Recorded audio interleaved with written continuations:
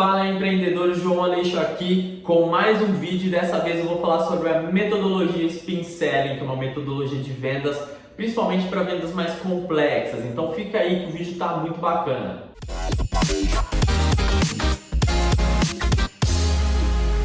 Se você está vendo esse vídeo aqui é porque você tem curiosidade em como melhorar o seu processo de vendas e já deve ter ouvido falar sobre a metodologia de Spin Selling. Ela é uma metodologia muito legal, funciona melhor para vendas mais complexas. Então, por exemplo, um produto muito barato, esse tipo de coisa, não é muito recomendado porque você vai estender demais o processo da venda, certo? Mas, por exemplo, para venda de cursos, venda de softwares, venda de equipamentos mais caros, esse tipo de coisa que envolve muito dinheiro ou envolve outras pessoas no processo de decisão, é uma metodologia muito bacana que vai sim melhorar os seus resultados. Então, hoje nesse vídeo eu vou falar sobre a minha visão depois que eu li o livro. Vou deixar ele aqui em algum lugar, a capa do livro para você. Ele chama Alcançando Excelência em Vendas com Spin Selling. Ele é um livro um pouquinho difícil, um pouquinho caro também, mas vale muito a pena, é um livro muito bom. E a metodologia Spin Selling, o Spin, ele é uma sigla para 4 tipos de perguntas que você tem que fazer. O S é para perguntas de situação, P, problema, I, implicação e N, necessidade. Vamos começar com as perguntas de situação. As perguntas de situação são para você entender qual é o contexto do seu cliente. Você tem que tomar um pouco de cuidado quando você for fazer esse tipo de pergunta para não virar um questionário, um interrogatório com o seu cliente. Então, o que você puder entender antes da reunião ou da visita que você for fazer, melhor. Então, por exemplo, se você consegue pesquisar quantos anos tem a empresa, quantos funcionários tem, esse tipo de informação, às vezes você consegue num site. Então, ao invés de ficar ali questionando o seu cliente sobre coisas óbvias, coisas que você consegue achar dentro de um site, já vá preparado para essa reunião. Mas as perguntas de situação são perguntas que você vai entender o contexto. Por exemplo, quantos funcionários tem a empresa, quanto que fatura, quais são os departamentos que tem na empresa. Então, perguntas ali que te ajudam a situar para você começar a trabalhar a sua venda, beleza? O segundo tipo de pergunta, que são as perguntas de problema, são as perguntas que você vai começar a identificar quais são as necessidades implícitas do seu cliente. Então, o seu cliente, a empresa do seu cliente, provavelmente tem vários problemas.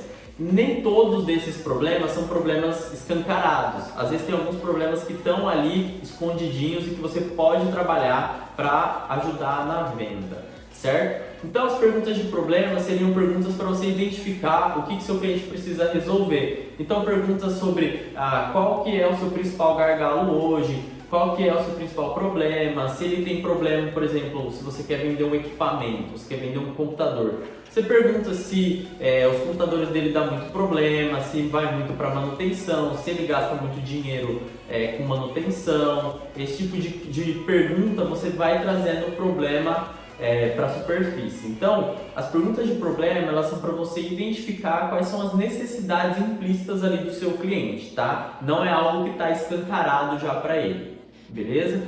O terceiro tipo de pergunta, que são as perguntas de implicação, são as perguntas onde você vai agitar o problema para que a necessidade deixe de ser implícita e comece a se tornar explícita. Então, o seu cliente tem que começar a entender que aquele problema precisa ser solucionado. Então ele tem que começar a ficar incomodado um pouco com o tipo de pergunta que você faz. Mas não incomodado com você, incomodado com o problema. Você pegar ali e agitar aquele problema de modo que o seu cliente entenda que aquela necessidade que estava ali implícita é uma necessidade explícita. Então as perguntas de implicação, elas têm uma conotação um pouquinho mais negativa. Então ela vai trazer um pouco ali de desconforto para o seu cliente. Um exemplo básico, ainda falando sobre o exemplo dos equipamentos, é você falar assim, tá, você me disse que os seus equipamentos vão em torno de 2 vezes por mês para manutenção. Quanto que você gasta nessa manutenção desses equipamentos? Aí ele vai falar, R$2.000 por mês. Beleza, e os seus funcionários ficam 2 dias por mês sem trabalhar, certo? Certo, meus funcionários ficam 2 dias porque está sem equipamento. E quanto que isso traz de prejuízo para você, se os seus funcionários ficarem 2 dias sem trabalhar? Aí ele vai falar, pô, meu funcionário recebe R$20 por hora, ele fica 2 dias, nossa, o cara tem 2 funcionários, R$40 por hora, poxa, ele fica ali 8 horas por dia, nossa, cara, ele fica bastante prejuízo por mês. Então aqueles 2.000 de manutenção já viraram mais. Ah, tá, beleza, você tem tantos reais de prejuízo. Mas esses 2 dias que eles poderiam estar trabalhando e eles não estão, o que eles poderiam produzir a mais? Pô, então além do meu prejuízo, eu ainda estou perdendo chance de fazer um faturamento maior. Então você vai fazendo perguntas que vai cutucando ali o seu cliente para ele entender que aquilo é importante de ser resolvido. E além disso você fala, tá, mas seus funcionários estão com os equipamentos meio desatualizados. Vamos supor que demore lá 20 minutos para o computador do seu funcionário ligar e desligar. Então 20 minutos para ligar, 20 para desligar, ele perde 40 minutos por dia, fazendo vezes 30, né, ou vezes 25 dias. Poxa, seus funcionários estão perdendo várias horas por mês por conta desse computador ruim. Quanto que isso você acha que melhoraria na produtividade do seu funcionário? Então o cara vai começando a entender, pô, o meu probleminha, que era um probleminha de computador lento, tá me trazendo um prejuízo enorme. Então você, com perguntas de implicação, você vai agitando o problema e vai trazendo a necessidade cada vez mais com peso maior. Então quando ele for colocar na balança o que você está vendendo para o prejuízo que ele está tendo, o que você está vendendo tem que ser muito mais leve do que o prejuízo que ele está tendo. Ele tem que entender isso ao longo da conversa, certo? E aí a gente vem para a quarta etapa, que são as perguntas de necessidade de solução. As perguntas de necessidade de solução, elas têm a conotação mais positiva, porque você vai vender uma visão de futuro para o seu cliente. Então ele vai ter que começar a enxergar aquele problema resolvido. E aí você vai começar a falar, legal, então a gente resolvendo, pegando o exemplo dos equipamentos, então a gente resolvendo esse problema dos equipamentos, por mês você vai ter ali, o que você tinha de prejuízo era uns R$4.000 por mês, você vai ter ali uma produtividade, você vai poder faturar mais, esses 4.000 negativos podem virar 6.000 positivos, então você tem um déficit aí de R$10.000. E o cara começa a enxergar, pô, legal, meus funcionários vão produzir mais, eu vou ter um retorno melhor, eu vou parar de gastar com manutenção, meus funcionários vão parar de ficar 2 dias por mês parado. Então você começa a vender uma visão de futuro. E aí você vai falar, tá, esses R$6.000 é pouco, né, perto do que poderia ser. Então você começa a investir, trabalhar uma visão de futuro melhor, você começa a trabalhar como que é aquele problema resolvido. E aí você tem uma conotação mais positiva, o seu cliente começa, aquele desconforto, ele começa a se transformar em um sentimento bom, um sentimento de que, poxa, o que eu preciso fazer para resolver isso? Você vai conseguir resolver esse problema para mim? E é só depois desses 4 tipos de pergunta que a gente entra com a descrição, a solução do nosso produto ou do nosso serviço. Então, ao invés de você começar uma reunião falando, olha, cara, eu tenho isso para te oferecer e custa R$10.000.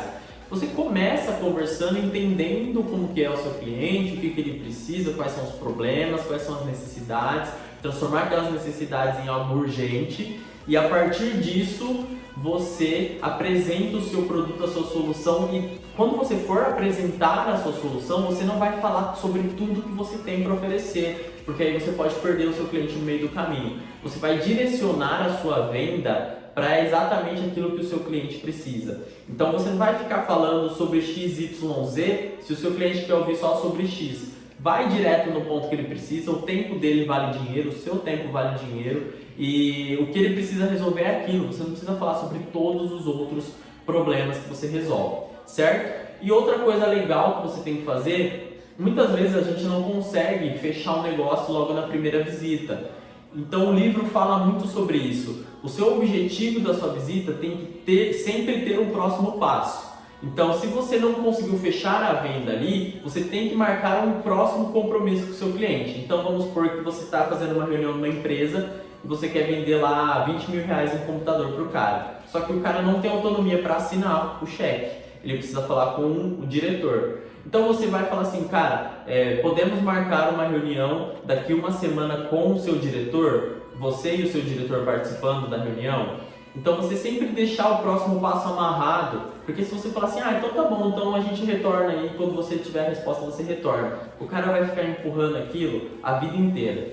Então você tem sempre que deixar um próximo passo bem claro para o seu cliente. No nosso caso aqui na CodeBuddy, que é a minha escola de tecnologia, a pessoa fala, eu preciso falar com meu marido, com minha esposa. Eu falo assim, ok, então no dia tal eu vou te ligar pra gente ver se deu certo ou se não deu certo. Ou tal dia a gente vai marcar para o seu marido vir aqui na escola para eu explicar como que funciona o curso para ele. Então é sempre deixar o próximo passo claro e esse passo precisa ser combinado. Você não pode chegar e impor o próximo passo, porque você pode perder o seu cliente ali. Você combina com ele o que é melhor, quanto tempo ele precisa e sempre de uma forma a gerar um compromisso. E aí dessa forma você consegue melhorar as suas vendas. Então o Spin Selling ele fala sobre diversos outros assuntos, sobre como apresentar características de benefício, produto, enfim. Só que o core, né, o cerne do livro são os quatro tipos de pergunta que fala sobre situação, problema, implicação e necessidade de solução. Então, pega esse vídeo, pega o seu produto, o seu serviço e como que você consegue trabalhar todo um discurso em torno da metodologia de Spin Selling que com certeza suas vendas vão aumentar demais. E se você quiser saber sobre outros benefícios, sobre outras metodologias de venda, tem vários outros vídeos aqui que eu falo sobre gatilhos mentais, eu falo sobre como você fazer o diagnóstico de vendas da sua empresa, que com certeza vai te ajudar demais a aumentar o seu lucro, aumentar o seu faturamento, aumentar a sua base de clientes e, consequentemente, você ter uma vida, uma empresa mais saudável e melhor. Beleza? Espero que você tenha gostado do vídeo sobre o Spin Selling. Se não leu ainda, pegue o livro, leia, com certeza vai fazer muito bem para você. Tem vários exemplos muito legais lá que pode ser que se encaixe no seu negócio, certo? Um abraço, te vejo no próximo vídeo. Tchau, tchau!